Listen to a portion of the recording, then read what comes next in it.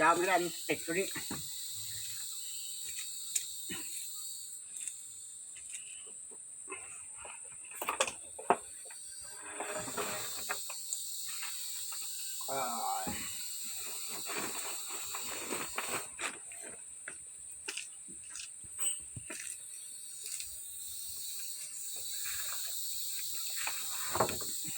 ถึงมือแล้วหนู